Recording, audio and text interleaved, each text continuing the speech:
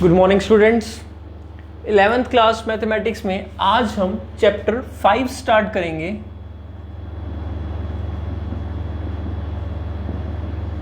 The name of the chapter 5 is complex numbers. तो हम इस चैप्टर में कॉम्प्लेक्स नंबर क्या होते हैं वो पढ़ेंगे।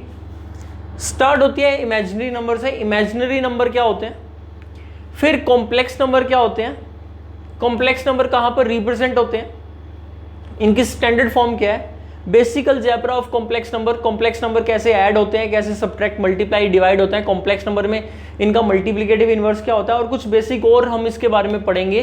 Properties of complex numbers, associative property, commutative property, multiplicative identity, additive identity etcetera. फिर हम 2-3 चीजें और पढ़ेंगे। कॉम्प्लेक्स नंबर का मॉडुलस क्या होता है, मॉडुलस कैसे डिफाइन करते हैं, मॉडुलस की प्रॉपर्टीज, कॉन्जुगेट क्या होता है, कॉन्जुगेट कैसे डिफाइन करते हैं, कॉन्जुगेट की प्रॉपर्टीज।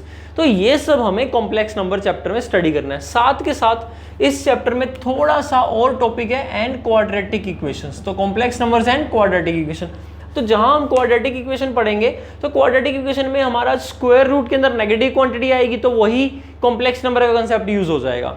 तो यहां से अभी हम जो है कॉम्प्लेक्स नंबर चैप्टर स्टार्ट करें, चैप्टर 5।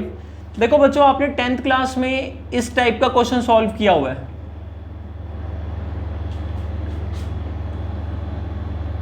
आपके पास एक क्वाड्रेटिक इक्वेशन है, राइट? ये आपके पास एक क्वाड्रेटिक इक्वेशन है। इस क्वाड्रेटिक इक्वेशन का सॉल्यूशन आप निकालते थे 10th क्लास में, अगर आपको याद हो तो क्वाड्रेटिक इक्वेशन का सॉल्यूशन अगर आप फॉर्मूले से निकालते थे, जो आपका फॉर्मूला था x = -b plus minus root of b² minus 4ac divided by 2a, जो आपका क्वाड्रेटिक फॉर्मूला होता था, या कंप्लीटिंग द स्क्वायर मेथड से जो ये प्रूव होता था आपका।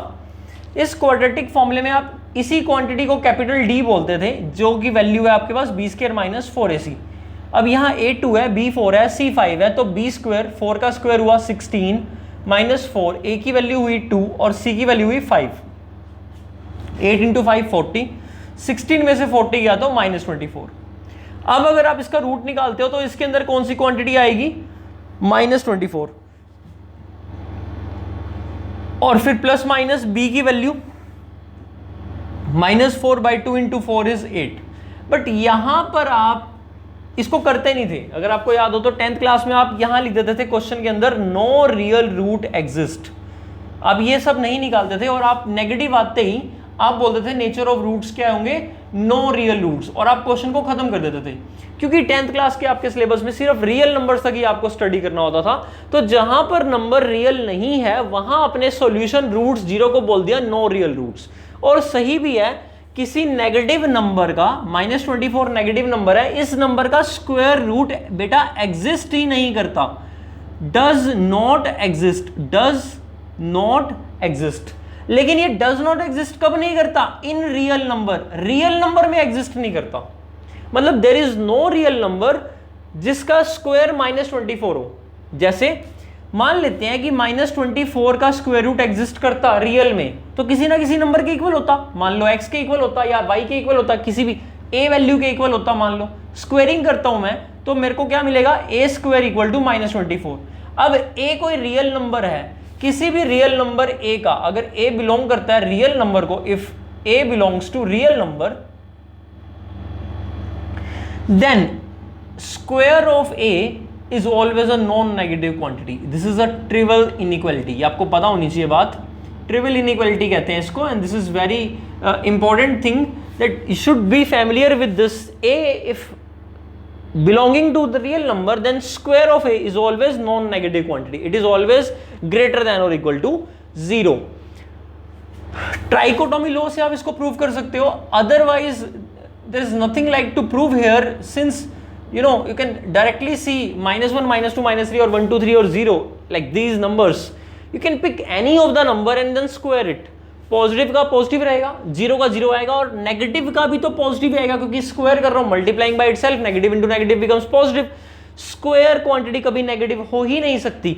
तो a² की वैल्यू कभी भी -24 के इक्वल आएगी क्या, नहीं आएगी, इम्पॉसिबल। तो a² can never be equal to -24, right? So a² = -24 is impossible or not possible for real numbers, यानी जब तक ये रियल नंबर है तब तक आप इसका सॉल्यूशन नहीं निकालते, इसीलिए आप 10th में लिख देते थे नो रियल रूट्स, जैसे ही आपका डी नेगेटिव में आता था। अब हम यहां पर इस चैप्टर में क्या करेंगे, अब हम नो रियल रूट्स नहीं लिखेंगे, अब हम इस चैप्टर में इमेजिनरी रूट्स के साथ क्वेश्चन को आगे कंप्लीट कर देंगे। मतलब अब हमने क्या किया, हमें पता लगा, देखो इस चैप्टर का जो स्टार्टअप है वो मैं आपको थोड़ा डिटेल में समझाऊं तो देखो बचपन में आपने काउंटिंग से सीखा, अगर शुरुआत करी तो 1 2 3 4, तो आप कहते हो कि x + 4 = 9, अगर मेरे पास ये इक्वेशन है तो मैं इसको सॉल्यूशन कर सकता हूं। यस, x की वैल्यू 5 आएगी, 9 - 4 = 5, 5 इज अ नेचुरल नंबर। तो मेरे पास नेचुरल नंबर का यूज हुआ इस इक्वेशन को सॉल्व करने में, या फिर इस इक्वेशन को सॉल्व करने के लिए किस नंबर की नीड पड़ रही थी, नेचुरल नंबर की, आपने सॉल्व करा।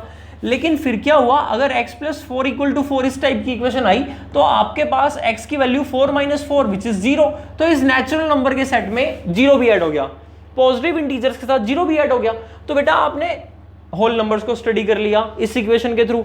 लेकिन प्रॉब्लम एक और आई जब x + 9 = 4 का सॉल्यूशन मांगा।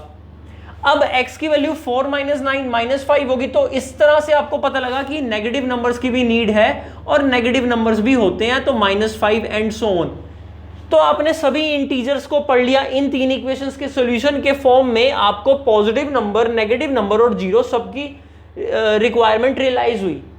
बात यहां पर भी खत्म नहीं हुई। इसके बाद हमने कहा अगर हमारे पास कुछ इस टाइप की इक्वेशन आ जाए कभी सॉल्व करने में, तो x की वैल्यू 3/2 आने वाली है, और ये जो 3/2 है इसमें p और q दोनों ही इंटीजर हैं, तो हमें रैशनल नंबर का सेट भी मिल गया। लेकिन फिर भी सॉल्व नहीं हुआ। अगर x² - 2 = 0 की इक्वेशन आए तो p/q फॉर्म काम नहीं करेगी। इस बार कोई नंबर p/q है ही नहीं ऐसा जिसका स्क्वायर करके 2 आ जाए, तो x की वैल्यू ±√2 जो आई, यहां से आपको इर्रेशनल नंबर भी मिल गए।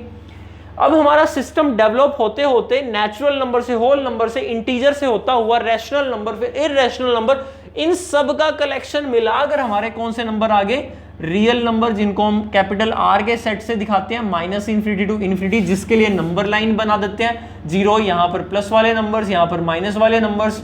लेकिन बात यहां पर भी जाकर खत्म नहीं हुई, अभी भी हम कह रहे हैं कि इस इक्वेशन को तो हम अभी भी सॉल्व नहीं कर पाए, इसका सॉल्यूशन तो अभी भी पेंडिंग है। Solve the equation x² + 1 = 0। इससे पहले यहां माइनस था, ये सॉल्व कर लिया हमने। हम न्यूमेरस इक्वेशन सॉल्व कर सकते हैं जिसमें हमें नेचुरल नंबर्स की हेल्प लेनी पड़ती है, या होल नंबर्स, या इंटीजर्स, या रैशनल्स, या irrational. Still there is something in which we lack. Why? Because there is no real number whose square is -1. Because in order to nullify this, or in order to equate this quantity equal to 0, you should be having -1 here. अब x² की value -1 होना impossible है real numbers में, क्योंकि x जब real number है तो x² हमेशा > 0 है। अगर ये क्वांटिटी 0 से बड़ी और इक्वल टू है, यानी 0 है या 0 से बड़ी है, और उसमें 1 ऐड कर रहे हो, तो इस पूरी क्वांटिटी का जो वैल्यू है वो 1 से बड़ा और इक्वल टू आएगा। 0 के इक्वल कैसे हो सकता है?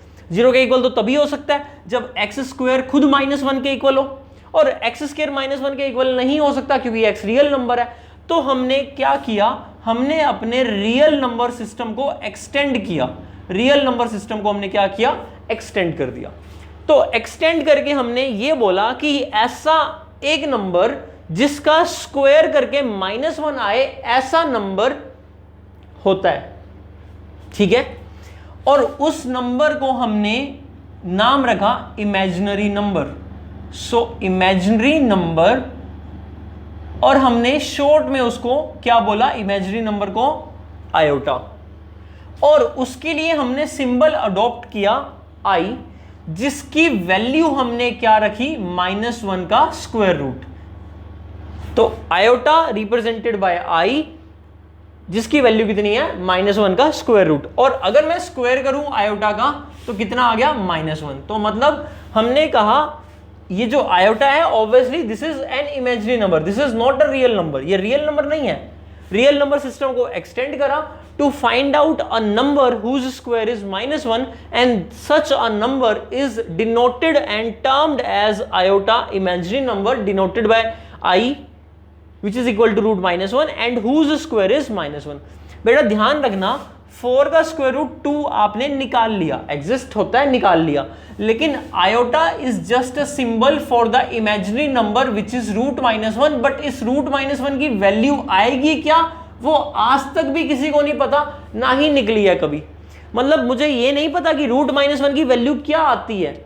एक्चुअल में तो जो आयोटा है वो एग्जिस्ट नहीं करता, तभी तो नाम है इमेजिनरी नंबर, रियल नहीं है ये। बट हम अपनी स्टडी को आगे ले जाने के लिए जस्ट वी डिनोटेड बाय आई, और ये मुझे पता है कि आई का स्क्वायर करूंगा तो कितना आएगा -1। मतलब हमने एक नया टर्म अडॉप्ट कर लिया कि आगे से अगर एक्स स्क्वायर -1 है तो instead of living the question हम कहें नो रियल रूट्स, हम कहें it has imaginary roots and take that imaginary root iota.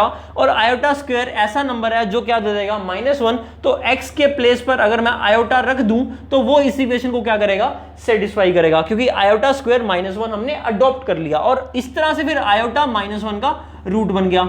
Minus iota भी यहां पर सेटिस्फाई करेगा, अगर माइनस आयोटा लूं तो माइनस आयोटा का स्क्वायर भी plus iota square, this is -1। तो बच्चों रियल नंबर के सिस्टम को एक्सटेंड करके कॉम्प्लेक्स नंबर तक पहुंचने के लिए हमने इमेजिनरी नंबर की हेल्प ली। So what is the imaginary number, it is the square root of -1। Imaginary number जो आयोटा है वो -1 का स्क्वायर रूट हमने सिंबल अडॉप्ट किया और हम आगे बढ़ गए। ठीक है, तो इस चैप्टर का पहला टॉपिक आपका यही है। So first topic of this chapter is imaginary number. Imaginary number, और sometimes it is also called imaginary unit, basic unit, ठीक है, एंड शॉर्ट में सिंपली आयोटा, एक ही बात है। तो यूलर फर्स्ट मैथमेटिशियन थे जिन्होंने इमेजिनरी नंबर के बारे में डिस्कस किया था अराउंड 1700। तो इमेजिनरी नंबर की नीड क्यों पड़ी, ऑब्वियसली x² + 1 = 0 इस टाइप की इक्वेशंस को सॉल्व करने में, जहां पर आपको कोई भी नंबर का स्क्वायर नेगेटिव नहीं मिलता, तो हमने कहा इमेजिनरी नंबर वहां पर हम अडॉप्ट कर लेंगे। चलिए, इमेजिनरी नंबर आयोटा, सिंबल क्या है इसका, सिंबल है I, and I stands for iota, और इमेजिनरी यूनिट इमेजिनरी नंबर। अच्छा, आयोटा की वैल्यू कितनी होती है, रूट -1, लेकिन इसकी आगे वैल्यू हमें नहीं पता, फर्स्ट पॉइंट। सेकेंड पॉइंट, अगर हम आयोटा की वैल्यू का स्क्वायर करें तो क्या आंसर आएगा, -1। थर्ड पॉइंट, अगर हम आयोटा का क्यूब करें, आयोटा का स्क्वायर किया यहां पर सिंपली -1 आ गया, आयोटा का क्यूब करें तो इसको आयोटा स्क्वायर इंटू आयोटा लिख पाओगे, और आयोटा स्क्वायर की वैल्यू -1 है, तो अल्टीमेटली आयोटा क्यूब की वैल्यू माइनस आयोटा होगी। और iota 4 iota square into iota square लिख पाओगे, आयोटा स्क्वायर -1 है, ये भी -1 है, तो इट बिकम्स 1।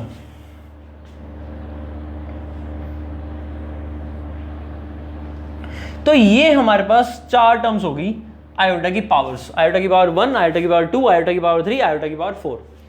चलिए अब एक चीज और देखते हैं, हम आगे देखेंगे कि कॉम्प्लेक्स नंबर क्या होते हैं, और नेक्स्ट वीडियो में अभी हमने इमेजिनरी नंबर के बारे में देखा और उसको कैसे ग्राफ पर दिखाते हैं, इसके लिए आर्गेंट प्लेन होता है, कॉम्प्लेक्स प्लेन, उसमें कैसे दिखाते हैं, सब टर्म सीखेंगे। अभी आप इन पर फोकस करिए और इनको नोट करिए, समझिए इनको ध्यान से। आयोटा की पावर -1 आए तो कैसे सॉल्व करेंगे, इसको 1 आयोटा लिख देंगे, multiply and divide by iota करेंगे तो ऊपर आयोटा नीचे आयोटा स्क्वायर हुआ, और आयोटा स्क्वायर -1 होता है, तो आयोटा बाय -1 यानी कि माइनस आयोटा, यानी आयोटा की पावर -1 माइनस आयोटा होगी फाइनली। इसी तरह से आयोटा की पावर -2 होगी तो 1 आयोटा का स्क्वायर, और आयोटा का स्क्वायर आपको पता है -1 है, तो 1 -1 बिकम्स -1। आयोटा की पावर -3, इसको आप 1 आयोटा की पावर 3 लिख सकते हो, और आयोटा की पावर 3 है माइनस आयोटा, तो ये बना 1 में माइनस आयोटा, और इंटू आयोटा बाय आयोटा करूंगा तो iota divide by minus iota square, iota square is -1, एक माइनस पहले लगा हुआ है तो प्लस हो जाएगा, अल्टीमेटली ये बना आयोटा। तो आयोटा की पावर -3 इज आयोटा, आयोटा की पावर -4 इज 1 आयोटा 4, अब आयोटा 4 आपको पता है 1 होता है, तो 1/1 इज 1, तो आयोटा की पावर -4 इज 1।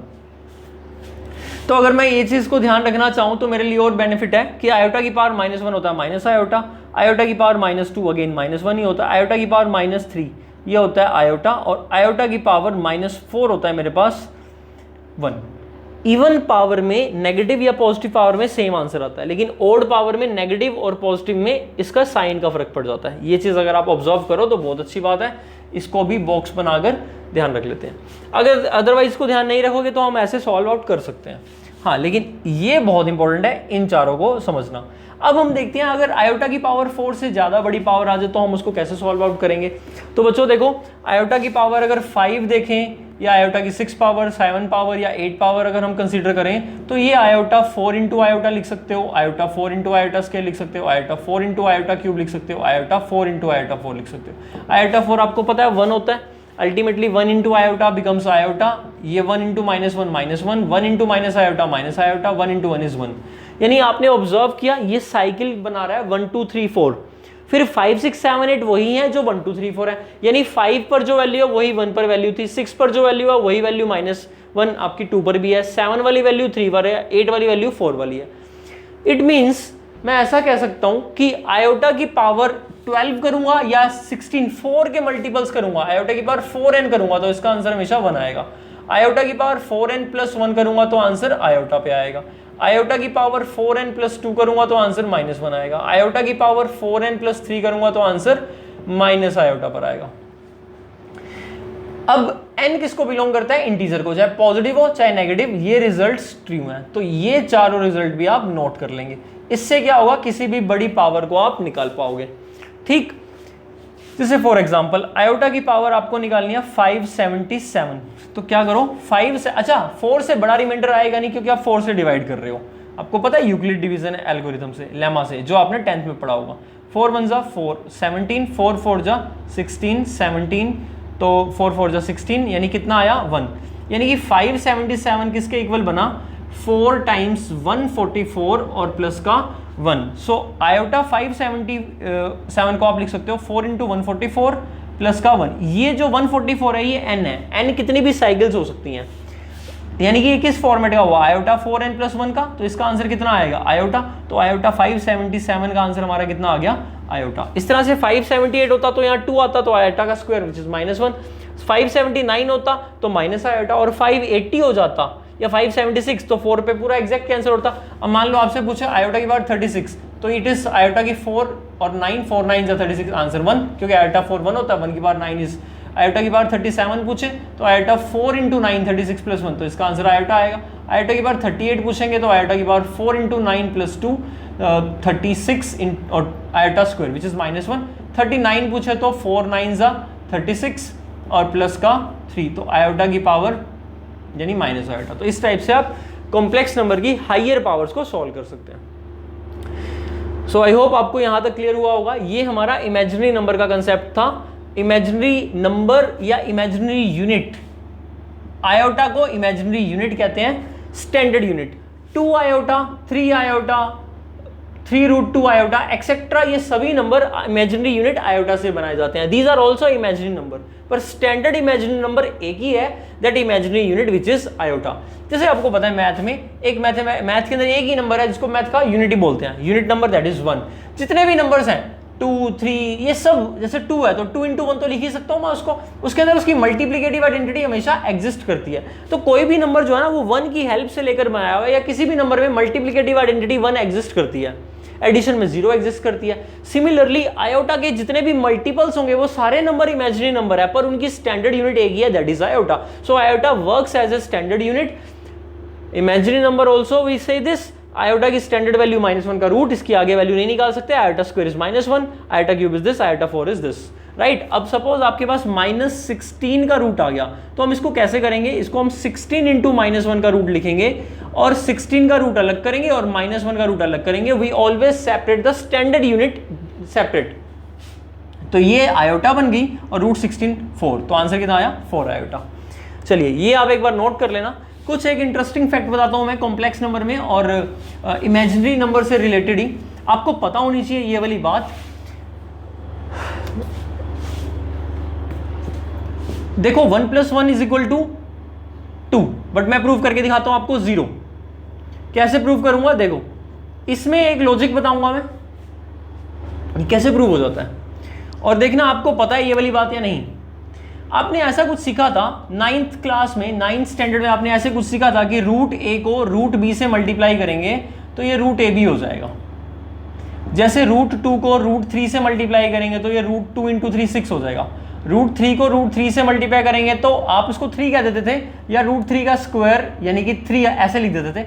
बात वही है, 3 इंटू 3 इज 9, 9 का रूट भी 3 होता है, मतलब ए और बी मल्टीप्लाई हो जाते हैं, चाहे सेम नंबर हो चाहे डिफरेंट हो, सेम थे तब भी मल्टीप्लाई हो गए, 9, 9 का रूट 3, चाहे आप उसको डायरेक्ट लिखो या ऐसे लिखो, डजंट मैटर। तो आपको ये रूल पता है कि ए और बी इन दोनों के रूट हो तो, और वैसे भी ये ए रेस पावर 1/2 है, ये बी रेस पावर 1/2 है, तो क्या मैं इसको ए बी की होल पावर 1/2 नहीं लिख सकता, दोनों को अलग अलग पावर मिल जाएगी। सो दिस इज गुड, ये आपने पढ़ा हुआ है, बस इसी की हेल्प लूंगा मैं ये प्रूव करने में 1 + 1 = 0। देखिए कैसे ट्रिक से समझ लो इसको, या जो भी 1 + 1 = 2, I know this, okay. 1 plus, आपको पता है स्क्वायर रूट ऑफ 1 का आंसर तो 1 ही होता है, अगर मैं 1 का स्क्वायर रूट निकालूंगा तो 1 को 1 का स्क्वायर, ये कट गया, 1 ही तो आया, तो इस 1 को मैं रूट ऑफ 1 लिख सकता हूं, ऑब्वियसली 1 रूट इज 1, तो ये स्टेप सही हुआ, 1 + 1 अभी भी वही लिखा हुआ है। अब 1 प्लस ये जो 1 है, आपको पता है -1 इंटू -1 कितना होता है बेटा, 1 ही होता है, सो इस 1 को मैं लिख सकता हूं -1 टाइम्स -1 और रूट = 2, दैट इंप्लाइज 1 प्लस। अब ये चीज तो देखो, अभी आपने पता है कि ए और बी का रूट हो तो आपको पता है कि ये अलग अलग हो जाता है, रूट ए इंटू रूट बी, तो यहां से ये हुआ रूट -1 टाइम्स रूट -1, ये ए हो गया और ये बी हो गया, तो root -1 into root -1 into b is equal to 2। So I hope यहां तक क्लियर आपको।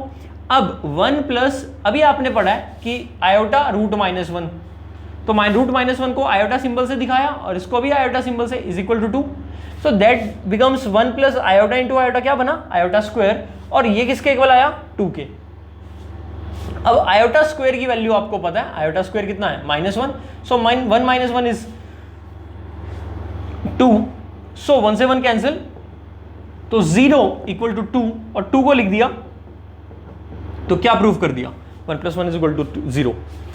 कहां मिस्टेक की मैंने, तो बच्चों आपको बताऊं मैं मिस्टेक कहां थी। ये जो रूल होता है ना, ये रूल वैलिड है, this rule is valid if a, b greater than equal to 0, at least one of a और b is greater than equal to 0। ये रूल तभी वैलिड है जब a और b में से हमारा कम से कम एक नंबर, a या b, कम से कम एक number greater than equal to 0 या फिर पॉजिटिव हो, लेकिन यहां पर ये दोनों ही क्या थे, नेगेटिव, तो इट मींस इस स्टेप से मैं इस स्टेप पर ये नहीं कर सकता था, ये यहां पर हमारी मिस्टेक थी। किसी बच्चे को नहीं पता तो उसके लिए तो ये प्रूव हो गया होगा, बट मेरे को पता है कि यहां पर ये स्टेप गलत था, इस वजह से मैं वो चीज प्रूव करके आया हूं।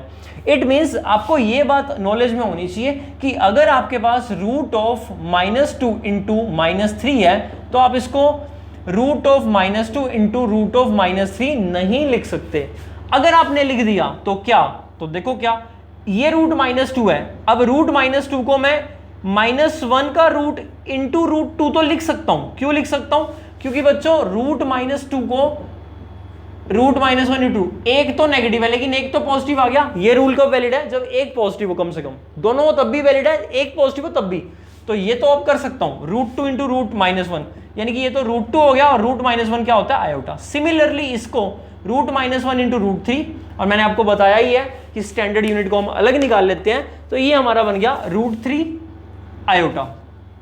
अल्टीमेटली रूट 2 इंटू रूट 3 दोनों पॉजिटिव, मल्टीप्लाई कर सकते हो, root 6 iota into iota, iota square कितना होता है, -√6, और ये -2 इंटू -3 कितना बना, +6, तो रूट 6 किसके इक्वल प्रूव कर दिया, -√6 के।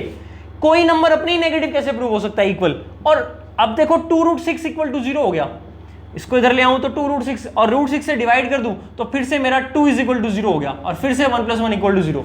तो मतलब किसी भी दो नेगेटिव नंबर के प्रोडक्ट के रूट से स्टार्ट करो और हमेशा प्रूव कर पाओगे कि 2 = 0 है। तो आयोटा की हेल्प, मतलब इस कंसेप्ट की हेल्प से, एक्चुअल में तो कंसेप्ट नहीं है, एक्चुअल में क्या है ये, मिसलीडिंग रिजल्ट क्या है, जो बच्चे ये समझते हैं कि a इंटू बी का square root equal to root a into root b है, तो वो गलत समझते हैं, ये अधूरी नॉलेज है। कंप्लीट नॉलेज ये है कि ये ट्रू तब है इफ a और b greater than equal to 0। अगर आपको ये नहीं पता कि अगर ये फॉर्मूला दोनों नेगेटिव हो तो भी इक्वल है, तो गलत। ये फॉर्मूला तब इक्वल नहीं होगा जब a और b दोनों नेगेटिव है। इनफैक्ट अगर root a into root b में a और b दोनों ही नेगेटिव हैं तो ये इक्वल टू होगा minus times root a into root b के, तो ये माइनस टाइम्स होगा, यानी यहां माइनस आ जाएगा।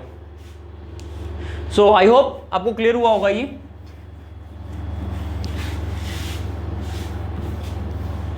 चलिए थोड़ा सा कॉम्प्लेक्स नंबर में आपको स्टार्ट करा देता हूं, बेसिक डेफिनेशन बता देता हूं. सो what is a complex number? तो कॉम्प्लेक्स नंबर क्या होता है? Basically a number of the form a plus iota b where a comma b belongs to real number is called a complex number. ये आप note कर लेंगे. and it is denoted by symbol z. और इसको हम किस symbol से denote करते हैं? z सिंबल से इसको हम डिनोट करते हैं, symbol z. Example z equal to 2 plus 3 iota, z is equal to minus iota, z is equal to 3 भी एक कॉम्प्लेक्स नंबर है, z is equal to √7 minus √5 iota etcetera. अब देखो इसमें दो स्पेशल लिखे हैं मैंने. इसको मैं लिख सकता हूं z0 माइनस आयोटा, इसको लिख सकता हूं 3 plus 0 आयोटा. कहने का मतलब क्या हुआ? जो z कॉम्प्लेक्स नंबर है हमारा a प्लस आयोटा b, इसके दो पार्ट होते हैं. ये हमारा कॉम्प्लेक्स नंबर है z a plus iota b. Plus क्यों लेते हैं बीच में? बेटा ये इसकी स्टैंडर्ड फॉर्म है. इसमें मैं बता देता हूं a और b दोनों रियल नंबर है और ये इसकी कौन सी फॉर्म है?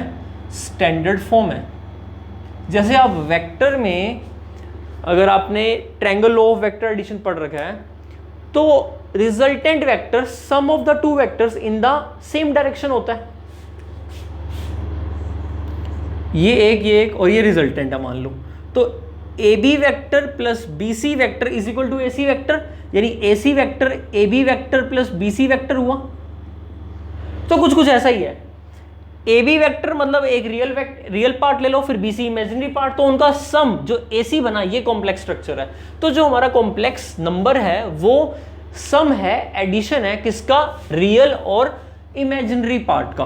तो real part of complex number. अच्छा ए और बी दोनों रियल नंबर है. कई बच्चे बोलते हैं कि बी इमेजिनरी. बेटा बी इमेजिनरी वैल्यू नहीं है, B is real value. Iota B मिलकर इमेजिनरी पार्ट बना रहा है. तो z is a plus iota B, A और बी रियल नंबर है. और ये वाली फॉर्म को हम स्टैंडर्ड फॉर्म या जनरल फॉर्म भी कह देते हैं. और इसका एक और नाम भी होता है इस फॉर्म का, इसको हम कार्टेशियन फॉर्म भी कहते हैं. सारा नोट करना आपने, कार्टेशियन फॉर्म, इसको हम कार्टेशियन फॉर्म भी कहते हैं. आर्गेंट प्लेन पर हम इसको दिखाएंगे, जहां पर हम एक्स एक्सिस रियल एक्सिस लेते हैं और वाई एक्सिस को हम इमेजिनरी एक्सिस लेते हैं. अब इसके अंदर z is equal to a plus iota b में हम RE का मतलब है real part of complex number z, ये लेते हैं a, और IM का मतलब होता है imaginary part of z. Complex number का इमेजिनरी पार्ट को हम क्या लेंगे? b. Imaginary part of the complex number is always real. Imaginary part जो है b रियल नंबर है. इमेजिनरी पार्ट इसलिए क्योंकि वो आयोटा के साथ मल्टीप्लाई में आ रहा है.